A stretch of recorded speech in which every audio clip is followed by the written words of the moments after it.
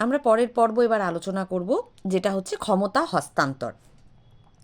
ক্ষমতা হস্তান্তর বলতে খুব সাধারণভাবে বললে বোঝায় যে ব্রিটিশ সরকার যে ভারত ছেড়ে চলে যাবে, চলে যাওয়ার সময় ওদেরকে ক্ষমতাটা, মানে এই যে ওরা এত বছর ধরে ভারতকে শাসন করছে, সেই ক্ষমতাটা, সেই চার্জটা ওদের ভারত সরকারকে হ্যান্ড ওভার করে দিতে হবে, মানে ভারত সরকারের হাতে তুলে দিতে হবে।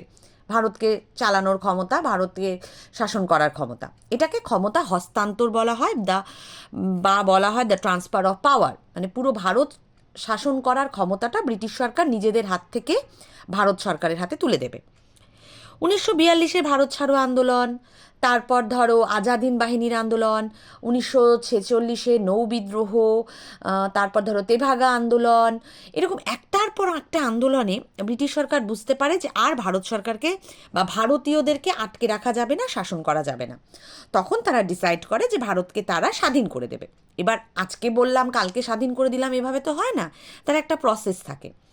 সেই সময় মাদ্রাজে জাতীয় কংগ্রেস নেতা চক্রবর্তী রাজা গোপালাচারী তিনি একটা সমাধান সূত্র বের করার জন্য এগিয়ে আসেন।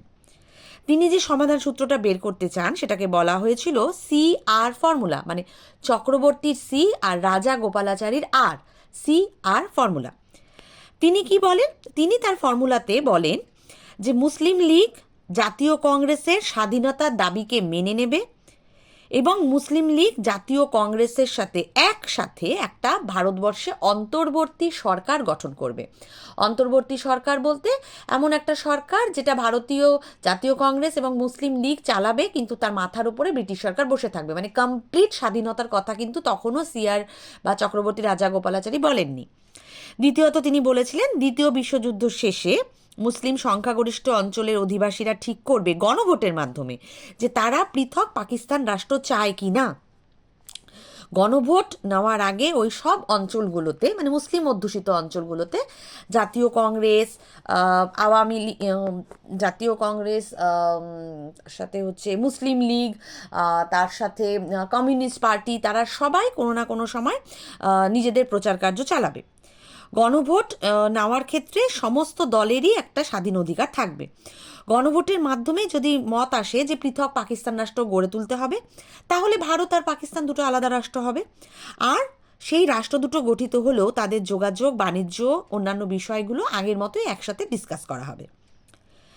যখন সিআর ফর্মুলা পেশ করেন চক্রবর্তী রাজা গোপালাচারী, গান্ধীজি তখন জেলে ছিলেন।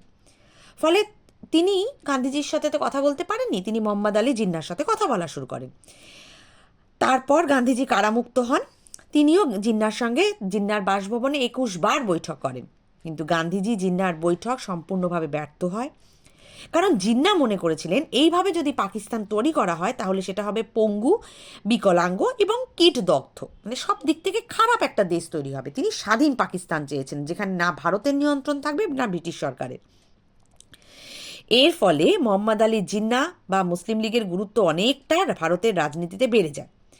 জাতীয় কংগ্রেস আর মুসলিম লীগের মধ্যে দূরত্ব তৈরি হয়। ভারতীয় সমস্যার সমাধান আর কোনোভাবেই ভারতীয়দের পক্ষে সম্ভব হবে না বলে ব্রিটিশ সরকারও মনে করতে থাকে। এরপরই শুরু হয় হচ্ছে ওয়াভেল পরিকল্পনা। এই যে একটা অচলাবস্থা তৈরি হলো, সেটাকে ওয়াভেল পরিকল্পনার নাম দিয়ে নতুন করে সাজানোর বা সমস্যা সমাধানের একটা চেষ্টা করা হলো। ওয়াভেল তিনি ছিলেন ভারতবর্ষের বড় লাট, লর্ড ওয়াভেল। তিনি আবার কিছু নতুন নতুন শর্ত আনেন। কী রকম? তিনি বলেন ভারত সরকারকে শীঘ্রই ক্ষমতা হস্তান্তর করে দিতে হবে, দেওয়াও হবে, কিন্তু ভারতকে নিজস্ব একটা সংবিধান রচনা করতে হবে, না হলে তো দেশ স্বাধীন হতে পারে না। আর ভারতে যতদিন না সংবিধান রচনা হবে ততদিন ভারতে অন্তর্বর্তী সরকার থাকবে, মানে ভারত নিজের শাসন নিজে করবে, কিন্তু মাথার উপর ইংরেজ সরকার থাকবে। বড়লাটের নির্দেশে একটা কাউন্সিল তৈরি করা হবে। বড়লাট কাউন্সিলে হিন্দু এবং মুসলিম সদস্যের সংখ্যা সমান সমান রাখবেন। সামরিক দপ্তর ব্রিটিশদের হাতে ততদিনই থাকবে যতদিন না ভারতে নিরাপত্তা নিশ্চিত করা যাচ্ছে। আর বৈদেশিক সিদ্ধান্ত নেওয়ার ক্ষেত্রে, মানে কার সাথে কোন দেশের সাথে মিল থাকবে, কোন দেশের সঙ্গে যুদ্ধ থাকবে, সেগুলোর দায়িত্ব ভারতীয়দের হাতে দেওয়া হবে, কিন্তু সব কিছুর ওপরে ব্রিটিশ সরকারের একটা ক্ষমতা থাকবে। মানে সম্পূর্ণ স্বাধীনতার কথা কিন্তু লর্ড ওয়াভেলে বলছেন না। তার পরিকল্পনাকে তিনি বাস্তব করাতে চান এবং তিনি সিমলা বৈঠকের আয়োজন করেন 1945-এর 25শে জুন। 14ই জুলাই পর্যন্ত টানা 20 দিন ধরে বৈঠক চলে। মোহাম্মদ জিন্নাহ সম্পূর্ণভাবে দাবি করেন যে একটা পৃথক পাকিস্তান রাষ্ট্র স্বাধীনভাবে তাকে দিতে হবে, তিনি কোনোভাবেই ভারতের সাথে স্বাধীন হবেন না। ফলে সিমলা বৈঠক ব্যর্থ হয়।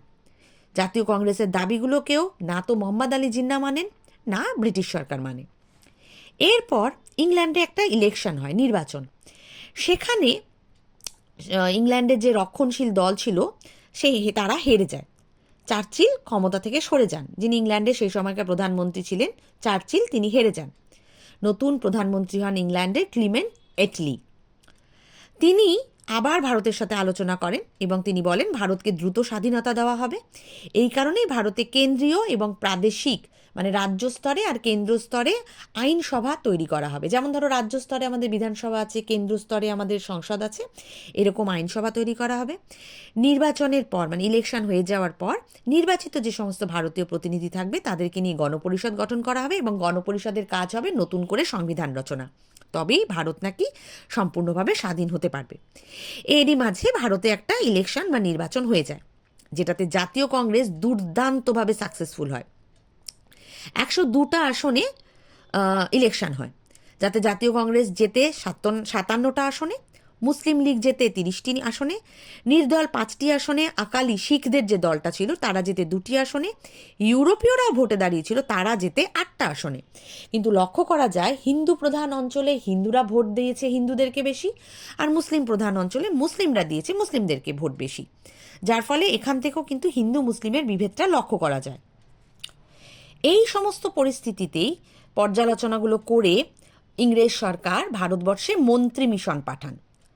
ক্লিমেন্ট এটলি, যিনি সেই সময়কার ইংল্যান্ডের প্রধানমন্ত্রী ছিলেন, তিনি মন্ত্রী মিশনকে ভারতবর্ষে পাঠান। 3 জন সদস্য ছিলেন সেই মন্ত্রী মিশনে। কারা কারা? ভারত সচিব ছিলেন প্যাথিক লরেন্স, বাণিজ্য সচিব ছিলেন স্যার স্ট্যাফোর্ড ক্রিপস, আর নৌ সচিব ছিলেন এভি আলেকজান্ডার। এরা ভারতবর্ষে এসেছিলেন। 1946-এ 24শে মার্চ তারা ভারতবর্ষে আসেন। 7 সপ্তাহ ধরে 182খানা বৈঠক করেন। তারপর তাদের পরিকল্পনা ঘোষণা করেন। কীরকম? ব্রিটিশ ভারত আর দেশীয় রাজ্যগুলোকে নিয়ে একটা যুক্তরাষ্ট্রের সরকার তৈরি হবে। ব্রিটিশ ভারত মানে যে ভারতবর্ষ ব্রিটিশদের আন্ডারে, আর দেশীয় রাজ্য মানে যেগুলো কিছু কিছু স্বাধীন রাজ্য ছিল তাদেরকে নিয়ে। কেন্দ্রীয় আর প্রাদেশিক দুটো সরকার হবে। প্রদেশ বা রাজ্যগুলোতে পূর্ণ শাসন থাকবে। কেন্দ্রের হাতে থাকবে পররাষ্ট্র, প্রতিরক্ষা, যোগাযোগ। হিন্দু প্রধান প্রদেশগুলো যেমন মাদ্রাজ, বিহার, উড়িষ্যা, বোম্বাই এগুলো হবে ক শ্রেণীভুক্ত। মুসলিম প্রধান প্রদেশ যেমন পাঞ্জাব, সিন্ধু প্রদেশ, বেলুচিস্তান এগুলো হবে খ শ্রেণীভুক্ত। আসাম আর বাংলা যেখানে মুসলিম এবং হিন্দু প্রায় সমান সমান সংখ্যায় এগুলো হবে গ শ্রেণীভুক্ত। প্রদেশরা স্বাধীন থাকবে, নিজেদের মতো নিজেদের শাসন ব্যবস্থা ওরা চালাবে। নতুন সংবিধান রচনা করবে গণপরিষদ, আর নতুন সংবিধান রচনা না হওয়া পর্যন্ত ব্রিটিশ সরকার ভারতে দেখাশোনা করবে। ভারতে জাতীয় কংগ্রেস, মুসলিম লীগ সবাই ধীরে ধীরে অন্যান্য রাজনৈতিক দলগুলো এই পরিকল্পনাটা মেনে নেয়। যদিও কেউই খুব একটা খুশিতে ছিল না, কিন্তু তা সত্ত্বেও তারা কিন্তু এগুলো মেনে নেয়। কিন্তু মন্ত্রী মিশনেও কিছু ত্রুটি ছিল, কারণ মন্ত্রী মিশনে সরাসরি ভারত ভাগ বা পাকিস্তান গড়ে দেওয়ার কোনো উল্লেখ ছিল না। ফলে মোহাম্মদ আলী জিন্নাহ খুব একটা খুশি কিন্তু তিনি এটাতে হননি। তাও তিনি আশা করেছিলেন যে ধীরে ধীরে নিশ্চয়ই আলাদা পাকিস্তান ব্রিটিশ সরকার তাকে দেবে। এখানে আবার প্রাদেশিক সরকারগুলোকে কেন্দ্র থেকে শক্তিশালী করার চেষ্টা করা হয়, যেটা ভারতকে একটু দুর্বল করে দিলেও করতে পারত। ফলে অন্তর্বর্তী সরকার বা এই যে ব্রিটিশ শাসন থাকবে এগুলোও খুব একটা মানুষ ভালোভাবে নেয় না। মন্ত্রিমিশন উপলব্ধি করে যে ভারত ভাগ ছাড়া ভারতের সমস্যার সমাধান করা সম্ভব নয়, কারণ একসাথে যদি ভারতকে রাখা হয়, সম্পূর্ণভাবে স্বাধীন করা হয়, তাহলে ভারতে সাম্প্রদায়িক দাঙ্গা মানে হিন্দু মুসলিমদের লড়াই লেগে যেতে পারে। সেই কারণে তারা ভারতকে স্বাধীন করার জন্য ভাগ করে দিতে চেয়েছিলেন, ভারতবর্ষ মানে হিন্দুস্তান এবং পাকিস্তান নামে। এরই মধ্যে নানা রকমের রাজনৈতিক চাপানউতোর চলে। জওহরলাল নেহেরু একটি ভুলভাবে একটি ব্যাখ্যা করে দেন এই আলোচনাগুলো। তিনি বলেন যে তারা তখনই মন্ত্রী মিশনের পরিকল্পনা মেনে নেবেন যখন দেশ ভাগ হবে না।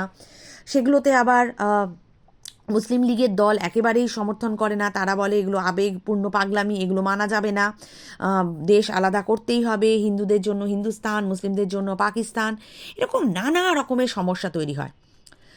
1946-এ 16ই আগস্ট মুসলিম লীগ সারা দেশে একটা প্রত্যক্ষ সংগ্রাম দিবস পালন করে। সারা দেশের মুসলিমরা সবাই একজোট হয়ে সভা মিছিল এগুলোর মাধ্যমে ক্ষোভ প্রকাশ করতে থাকে। বাংলা, সিন্ধু প্রদেশ যেগুলোতে প্রচুর মুসলিম ছিল, সেই জায়গাগুলোতে সরকারি ছুটি হয়ে যায়। জিন্নাহ বলেছিলেন, আমাদের ইতিহাসে এই সংগ্রাম দিবস একটা বিরচিত কাজ। মানে প্রথম তারা ভারতকে বোঝালো যে মুসলিমদের ক্ষমতাও প্রচণ্ড বেশি। এর ফল হয়ে গেল মারাত্মক। সারা দেশে প্রত্যক্ষ সংগ্রাম মানে খুবই সাধারণভাবে হয়, শান্তিপূর্ণভাবে হয়, কিন্তু কলকাতায় একটা নজিরবিহীন দাঙ্গা শুরু হয়ে যায়। এই সময় অবাধে হত্যা, লুণ্ঠন, নারীদের ওপর অত্যাচার শুরু হয়। প্রথমে এই লড়াইটা বা এই সংগ্রামটা মুসলিমরা শুরু করে হিন্দুদের ওপরে। কিছুটা ধাতস্থ হয়ে যাওয়ার পর হিন্দুরা পাল্টা মুসলিমদের ওপর অত্যাচার করতে শুরু করে। এর ফলে মাত্র 4 দিনের মধ্যে কমপক্ষে 5,000 হিন্দু মুসলিম মানুষ মারা যান, 10,000-এর বেশি মানুষ আহত হন।